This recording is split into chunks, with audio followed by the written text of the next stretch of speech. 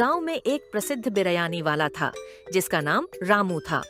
उसकी बिरयानी इतनी स्वादिष्ट थी कि दूर दूर से लोग उसका स्वाद चखने आते थे। उसकी दुकान के बाहर अक्सर लंबी कतारें लगती थीं। रामू अपने ग्राहकों के साथ हमेशा अच्छे से पेश आता और उनकी जरूरतों का ध्यान रखता था। एक दिन रामू के छोटे भाई श्याम ने उसके बिजनेस में हिस्सेदारी मांगी। श्याम चालाक था और हमेशा पैसे कमाने के तरीकों के पीछे रहता था। भैया, मैं भी इस बिजनेस में हाथ बटाना चाहता हूँ। क्या मुझे भी कुछ जिम्मेदारी नहीं दे सकते? श्याम, बिजनेस में ईमानदारी बहुत जरूरी है। अगर हम ग्राहक को सही सेवाएं देंगे तो हम आगे बढ़ेंगे। लेकिन श्याम ने अपनी ही चाल चली और रामू की बिरयानी की खास रेसिपी चुरा ली। उसने अपनी दुकान खोली और ग्राहकों को लुभाने लगा। आओ आओ, मेरी बिरयानी सबसे बेहतरीन है। जो चाहोगे वह सब मिलेगा। उसकी दुकान पर भीड़ जुटने लगी, लेकिन श्याम का व्यवहार बहुत खराब था। वह ग्राहकों को नजरअंदाज करता और बस पैसे कमाने पर ध्यान देता। भाई, मुझे एक प्लेट बिरयानी चाहिए।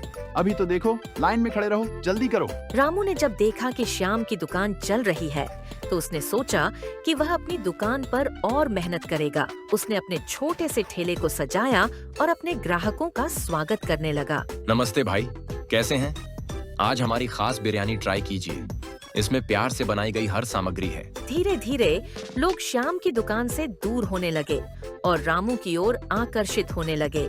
रामू की ईमानदारी और प्यार भरा व्यवहार लोगों को अपनी ओर खींचने लगा। श्याम ने देखा कि उसकी दुकान पर ग्राहक कम हो रहे हैं और उसकी चालाकी अब काम नहीं कर रही। वह परेशान होकर रामू के पास गया। भैया, मैंने गलत किया। मुझे अपनी गलती का एहसास हुआ है। क्या आप मुझे माफ कर सकते हैं? रामू ने उसे देखा और कहा, श्याम, मैं जानता था कि तुम एक अच्छा इंसान हो।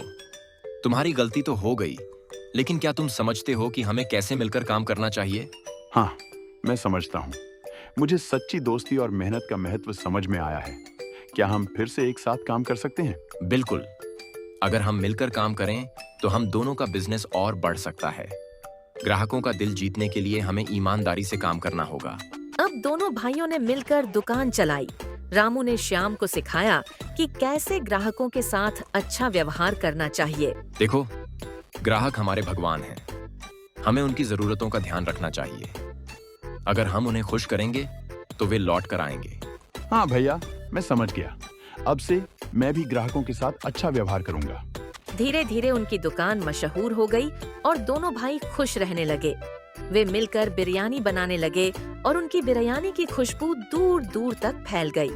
वाह, ये तो अद्भुत है। अब मैं हमेशा यहाँ आऊंगा। इस कहानी से हमें यह सीख मिलती है कि सच्ची दोस्ती, ईमानदारी और सहयोग से हर समस्या का समाधान किया जा सकता है।